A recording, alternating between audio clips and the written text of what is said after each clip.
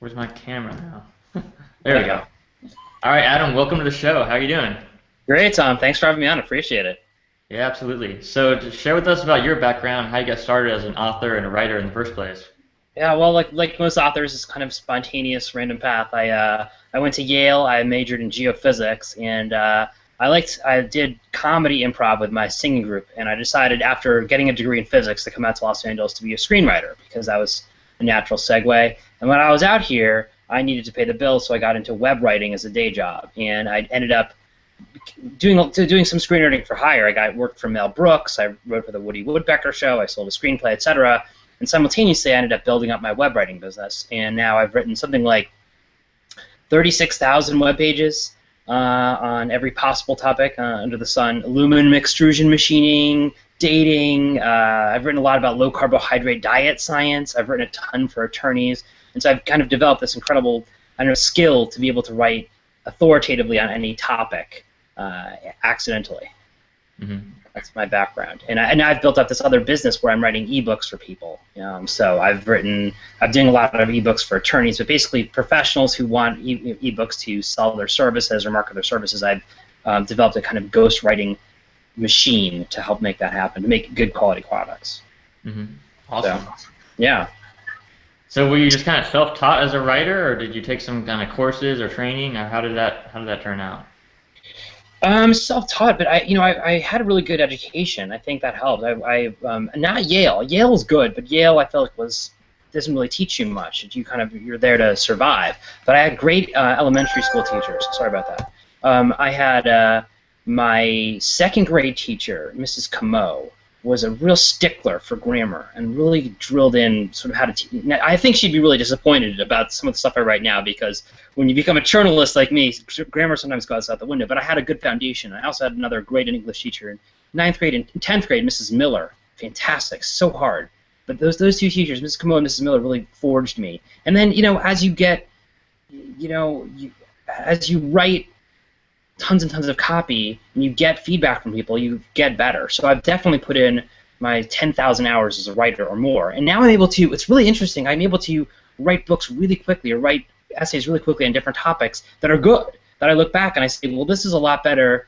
I wrote this in 10 minutes. It's a lot better than something I would have written in high school or college that would have taken me 2 hours or 5 hours. So, like anything, you get better with practice. Mm. Absolutely. Well, I mean, you've got your new book out. It's called Writer on Fire. How to smash through the 8 obstacles preventing you from writing 120,000 words a month or more. Are you writing 120,000 words a month right now? Yeah, I write so much it's ridiculous. In fact, today I've already written, I don't know, what is it now, 1, and I haven't even started. I wrote just 5 pages before I spoke to you. After we speak, I'm going to be writing another, I don't know, 15 pages today maybe. And this is work for hire. I also work my own stuff when I have time, but it's an interesting business because I keep wanting to write my own stuff, but people pay me, so I'm trying to keep the lights on, and it's this balance of writing my own stuff, paying the bills, and so one of the things that's great about your service is that you kind of teach people like and me how to profit from your own writing as opposed to having to write for other people. Mm-hmm. So, Gotcha. but yeah, I do write 120,000 words a month. That's awesome. So what are some different systems or strategies that you found help you, stay productive? Well, I wish I could say there's one simple system to do it or one simple what have you, and I can give your listeners some tactics that might help them. But like I said, it's the 10,000 hours thing. You really have to put in the hours to learn the craft and to learn by the craft I mean not just writing well, but writing fast. The system I use is something that I found very helpful that your listeners might find too, which is I dictate my copy. So I dictate it, I get it transcribed in India, and then I get it back and I edit it. That way I don't have to type everything. And the reason I got into this is because back years ago, I was typing all these pages and I got terrible carpal tunnel syndrome. One night I wrote 80 pages about insurance, and the next day my hands hurt so badly I couldn't hold a steering wheel. And it was just terrible, brutal. So I went this whole odyssey about how to fix this carpal tunnel syndrome problem, which I now believe is probably caused by stress. I don't even think it's real, but the point is that I got into this habit of dictating my copy and getting it transcribed. And what's nice about that is it allows you to there's two levels of editing in the process. So you can be very spontaneous when you're coming up with the concepts and the words and dictating them, and you can use your own voice to create in other words, you can make it spontaneous. And then when the copy comes back, you have a chance to edit it and cut out the ums and ands and herbs and all that stuff. And so that, for some reason, that process works for me. And I think it can work for other people, too. That's awesome. So do you do all your writing as you start out as dictating first and then edit? Not all, but I'm faster that way. But you know, and the point I make in the book is like that's my process, and I talk about that process and how to adapt it to people's. You know, if you want to learn that process, I can teach you it. But the point is, you need to have a process, and I think so many writers they don't really think in fine-grained terms. What is my process? What is the system? And one of the most influential books I've read about writing is this book called The Entrepreneurial Emergency by Rich Schefren, who's an online marketing guru, and I've taken his course. And Schefren in that book talks about the idea of constraints and how you want to think about your business as systems that are the idea is you take something, you put it through a system, and you have an output. And during any kind of system, there's always a constraint. Like if you're making shoes, right? There's going to be, and you have a factory that makes shoes. There's always going to be some bottleneck in the process. Maybe he's the guy who puts the heels onto the shoes. He's the slowest part. And when he goes down, the whole system shuts down. So if you can add another guy who puts the heels on the shoes, the system will be twice as fast. But any kind of improvements you make that are not at the constraint are not actually improvements. They're illusions. And so the idea with writing is you have to figure out what is my process and what's the constraint in my process. For me, I figured out one of the constraints was I can't type as fast as I need to. So I'll dictate. So I figured by figuring out that constraint, I was able to improve my throughput. And so as writers, you have to figure out, if you want to write fast, what is slowing me down?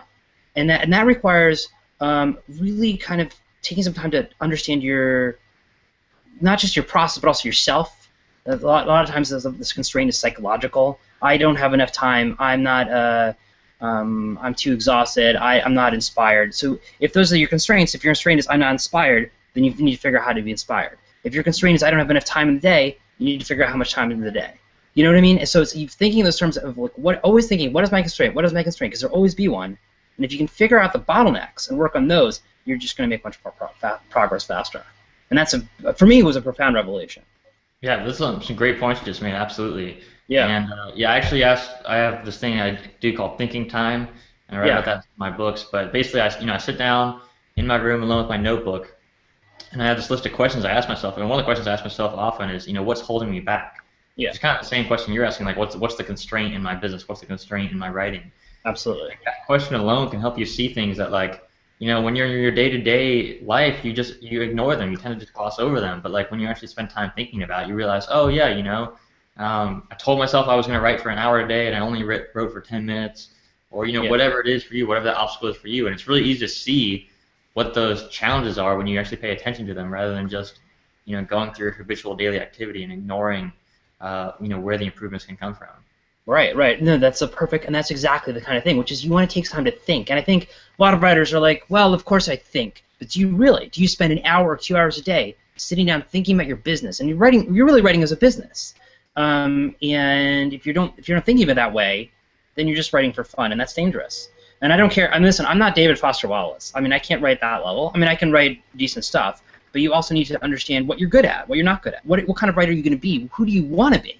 If you understand first who do you want to be, and that's the hardest part, is kind of understanding yourself, because we're not taught to do that in school. We're not taught to have this level of introspection in school, or even in college. I went through Yale, I did well in my courses, blah, blah, blah, but I was never learned this kind of stuff. And it took only until way after college that I sort of tapped into this and sort of understood. And I think, because if you don't understand who you want to be, then it's hard to look for those constraints. And if you don't spend the time, like you're saying, every day, kind of journaling or thinking out loud on the paper, talking to people, making that kind of introspection, then you're not going to get to the place where you want to be.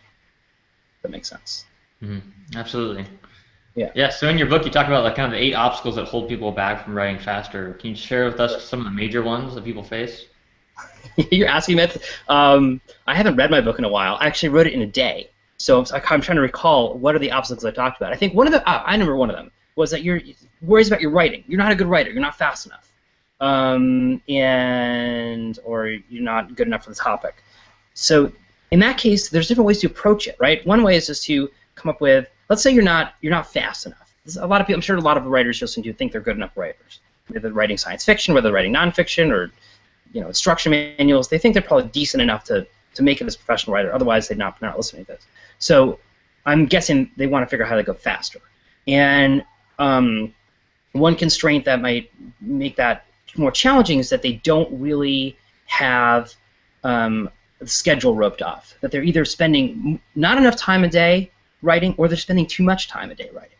And either one can be dangerous. And one rule I talk about is Parkinson's law, which is a very important law to understand. This is like a productivity law, which is that time, work expands to fill the time allotted for it. So if you give yourself 4 hours to write 4 pages, it will take 4 hours. If you give yourself 2 hours to write 4 pages, you will take 2 hours. If you give yourself 8 hours, it'll take 8 hours. And so the idea is you want to schedule time to work and be very intense about that time, but don't overschedule yourself. Don't schedule more time than you think you can do. So it's better to aim low and hit it than to aim high and not hit it, just for psychological reasons. Does that make sense? Absolutely, that's a great point. And it's like, I mean, I think an obvious manifestation of that in a lot of people's lives is like, if you're preparing for a presentation or like a deadline, and like you procrastinate like until the last day, and then all of a sudden the last day, like you finish the entire project in one day, right? Because you're on that deadline, like I only have this much time, I have to like really put the work into it and get it done. But you can kind of manufacture your own deadlines in your writing, like you talked about, and say, instead of spending 8 hours a day writing, 20 pages, let me see if I can do it in 2 hours. Let me see if I can rush it and get it done. And that way you save so much time and so much energy. Right, exactly. And I think along those lines, like to get to where I am, to be able to write 120,000 words in a I'm sorry, I keep getting emails, is not going to happen overnight. And what you need to do is incrementally improve. And over time, you'll find that if you work on that system you're talking about, where you give yourself some intense time to write, you give yourself some very concrete goals, you measure your goals, you analyze your successes or failures, you continue to take action, you continue this loop of what I don't know if there's a name for it, where you take action, you get feedback, you take action, you get feedback. You're always honest with yourself, you always retain faith, but you're never too, you never give up hope, but you always kind of see reality. And if you're constantly doing that kind of dance between taking action and getting feedback, over time you're going to get stronger and better. And a good analogy I make in the book is there's this strength training course that a strength training program called Slow Burn Fitness, which I'm really into, which I started about in 2010 or so. And the idea is you work out once a week and you lift very heavy weights and you do very slow reps. And I won't get into the theory of it, but the idea is incrementally over time you get stronger and stronger. And now, I'm age 38. I'm stronger now than I was when I rode crew when I was 18. But it didn't happen instantly. It happened these gradual gains of strength over months. And then I look in the mirror and I'm like, oh, I'm now much stronger than I used to be. And the same thing's happening with writing. Like right now, you might only be able to pump out, I don't know, let's say 10,000 words a month or something. But then if your goal is to do 120, then maybe you do 12,000 next month, and then 14,000, and then 16,000, or whatever is going to work for you. I would also, another kind of concept I talk about, and I'm a little disordered in talking about these concepts because I don't remember how I organized the book. The book is more organized, but another concept I talk about is what author Jim Collins' concept of the 20-mile march. And Jim Collins is a great author. I would recommend you read all of his books. They're fantastic about how to run a business, and they're very relevant to being a writer in the business of writing. And this idea of a 20-mile march has to do with creating sustained incremental progress towards goals.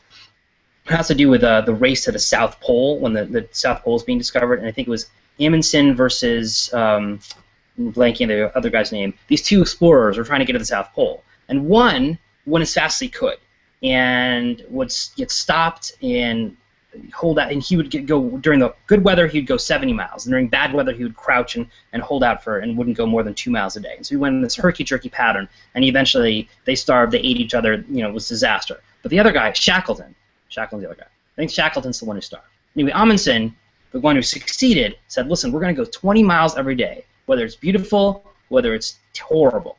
And every day we're going to go 20 miles. And they did, sometimes they could have gone more, but they didn't because they rested. And sometimes it was horrible conditions, but they pressed on. And so by creating this gauge that they always had to meet, they ended up succeeding. And this is something Collins found. This is true for all these different businesses, that businesses succeed when they go on 20-mile marches. And so I've tried to set my own 20-mile marches in my business, and I recommend that writers do that for themselves, whether that means writing X amount of books a month, or a day, or not a day, not if you can writing more than one book a day, good for you. But I mean, whatever, some kind of metric that you know you can do. It would be kind of a stretch that you want to be able to sustain for 5 years or 10 years, ideally. One metric I've done is create 3 ebooks or 3 pieces of intellectual property that can be sold for 5 years every 3 months. So that's basically a book a month. And I've been on this march since about 3 years ago, or 2.5 years ago, and I've created a whole bunch of books and other kinds of content now that I'm monetizing. And I mean, I figure if I continue on this march like I can, it's going to be, I'll have hundreds of books written by the time I'm retired. And so by doing this, but the point is, by doing this, what you can do is you figure out what you're really good at, what your strengths are. You figure out what your 20-mile march is, and you can just stick to that. And by doing that, you're just going to have, it's going to be a lot easier because you're not going to be sprinting all the time. You're not going to be in these periods of hiatus. You'll always have something that will guide you. Does that make sense? Mm-hmm. Absolutely. Yeah, and you're like, some deadlines for like a book project, you can't get it done in a day, right? So you could be freaking out, for a month writing as much as you can to finish a deadline, and that's not, like you said, it's not the most productive way to spend your time because you could like burn out that way. You're sprinting so much, you're working so hard, you can get stressed out, you get carpal tunnel, right? Yeah. Like, bad things happen when you stress yourself too much. But the other side is, you don't want to stress yourself too little and just take the whole month off. Right. You get weaker, you get worse. You get lazy, you get sloppy. So like you said, like set that intermediate goal where you're always making progress. And the key, I think, like you said, is like good days and bad days. Because we all have bad days as a writer. We're like, I don't want to write. I don't feel like writing. I'm tired today.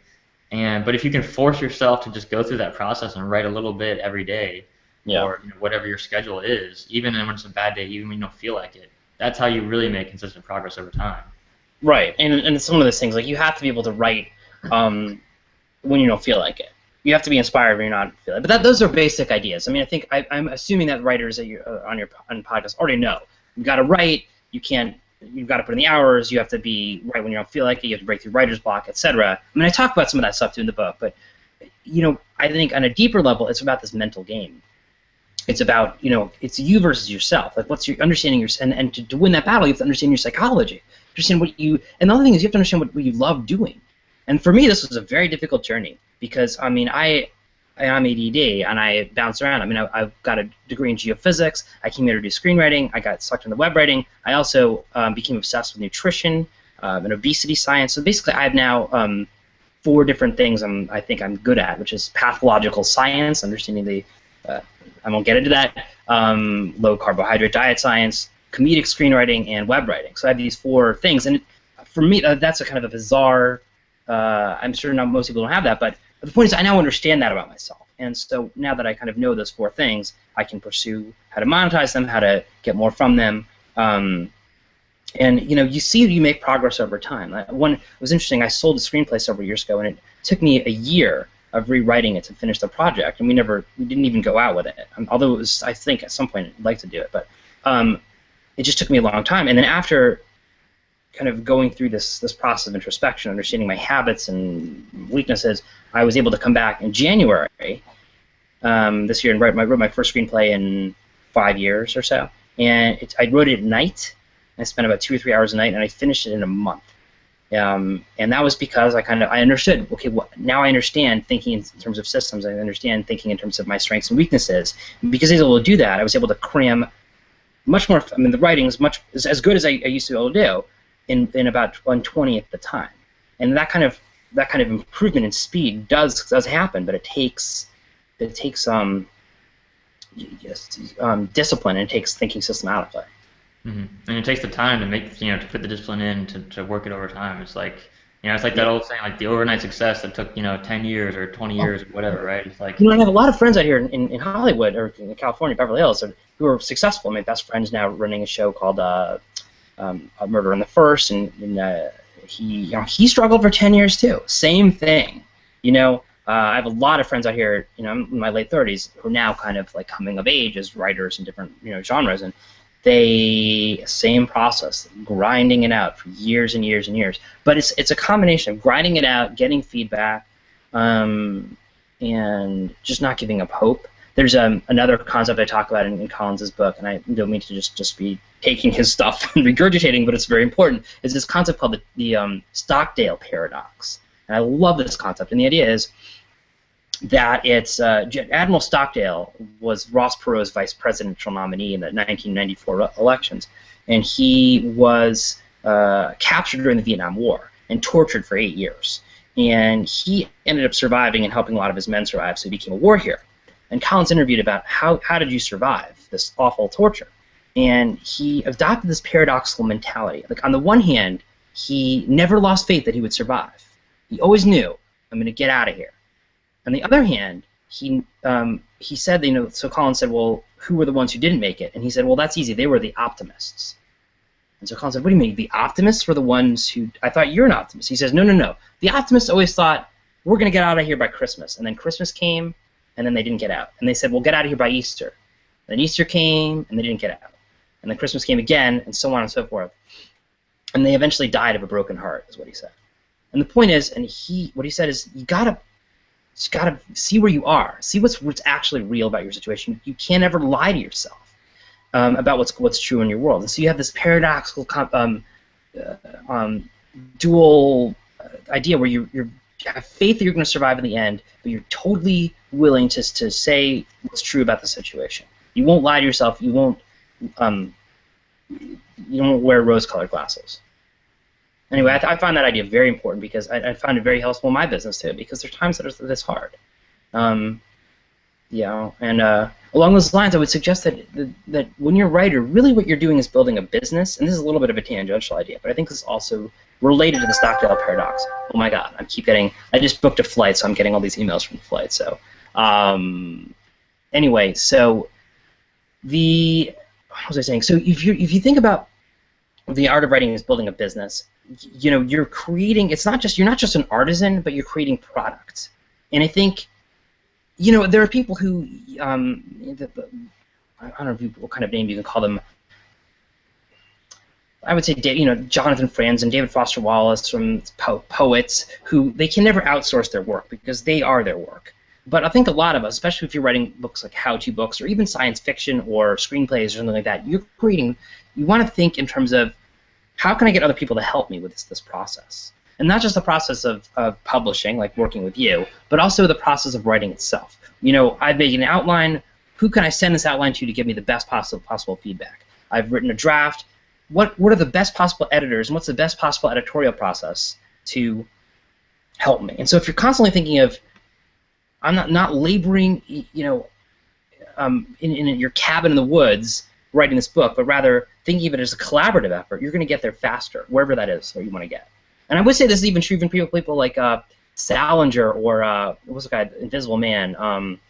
These people who are write the one-book wonders, who write amazing literature. They go off into the woods and you never hear from them again for 40 years. And you think, well, maybe they had some magic that they needed to be by themselves. And I would almost say if they had people around them to help them with their process, they could have created more and better work. Shouldn't be seen as a solitary exercise. And I'm saying this as someone who has I've written a ton of my stuff by myself, and I've also written with people. And I love working, especially on the screenwriting project. I love working with, when I wrote for the Mel Brooks show, Spaceballs. I love working on that because you're working in a writer's room, you're stuck on something, you can ask other writers, they can help you, and all of a sudden you break through so much faster, and it's more fun. But I'm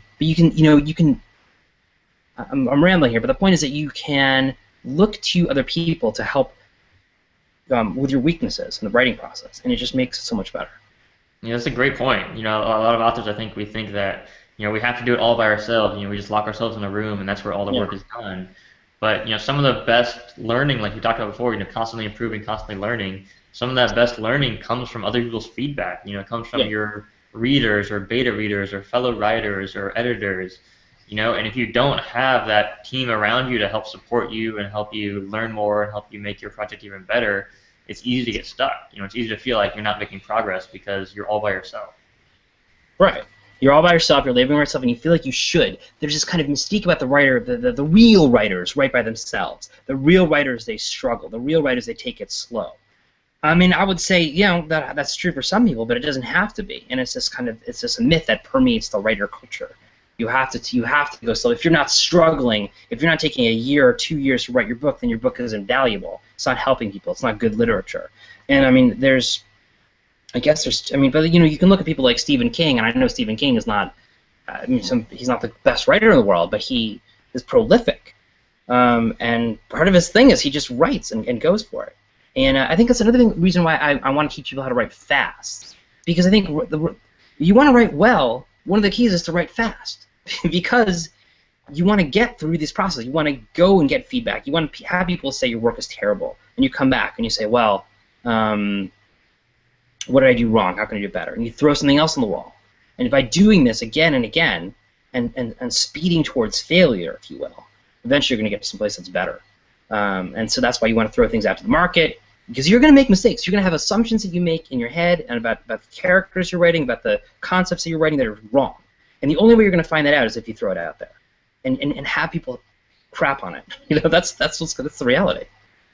Yeah, absolutely. Yeah, I mean, at the Writers' Conference this weekend, a lot of people were talking about, like my first draft is always garbage. It's always really bad. Several writers at the conference said that, and it's like that's just and like really successful writers.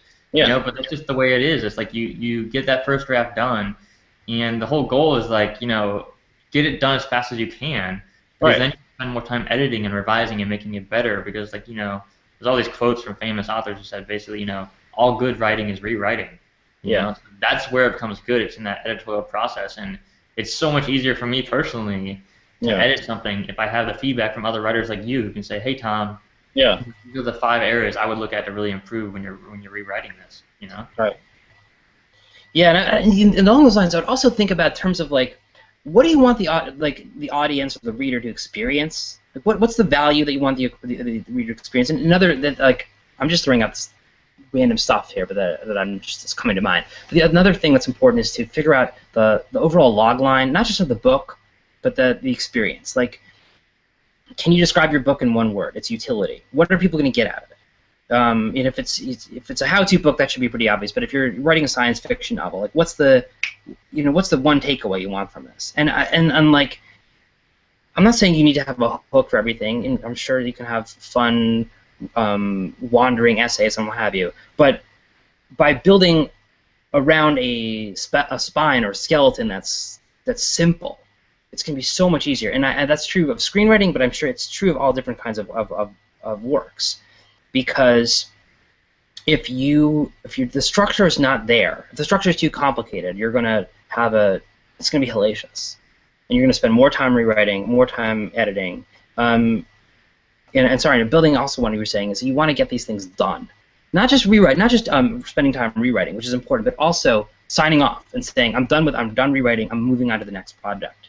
Because psychologically that gives you momentum. You can spend a lot of time rewriting stuff, and I'm saying to someone who spent long time rewriting my scripts. I spent one time when I was writing for a Simpsons spec script, I had a joke, and this is actually a script that I gave to Seth MacFarlane, the creator of Family Guy, who got me my first agent. Seth thought those great scripts, and so it's got me something, but it took me so long. And I remember one time agonizing over a joke. Lisa and Bart were at the table, and Bart said, was bothering Lisa, and Lisa said, "Do you mind, Bart? Bart, some of us are trying to memorize types of sand," which was it was a good Lisa line. But it took me, that line, "Do you mind? Some of us are trying to memorize types of sand," took me about 4 hours to construct, because I could hear the kind of cadence of the joke, what Lisa would say, but I remember listening, instead of types of sand, I had about 50 different things that she could have said, types of blah, blah, blah, and just agonizing over that joke. And, there's a time and place to agonize.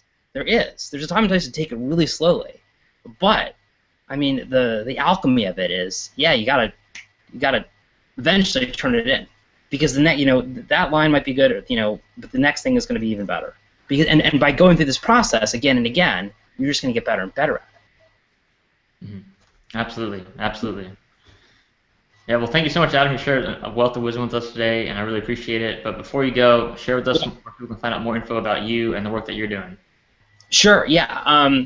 Well, if you want to check out my nutrition website, I'm at www.caloриegate.com. You can check that out. I don't believe that calories count, and I have a whole thing about that. The other thing is my ebook writing service is virtuosoebooks.com. That's VIRTUOSO Virtuoso. I'm sure you can spell it, whatever, the word virtuoso, ebooks.com. And right now I'm doing an ebook service tailored towards attorneys, but I also can help authors too. Anybody who wants to write an ebook, who wants help either coming up with a structure, or if they want help with a book that you're trying to market to get your services, I'm happy to provide a free consultation and can give you either I can help you write the book for you, I can do a lot of done-for-you services, but also just if you're just looking to talk and get some insight about what you want to do and where you want to go with it, I'm happy to discuss. So please stop on by. Awesome. Thank you so much, Adam. Yeah. Thanks, Tom.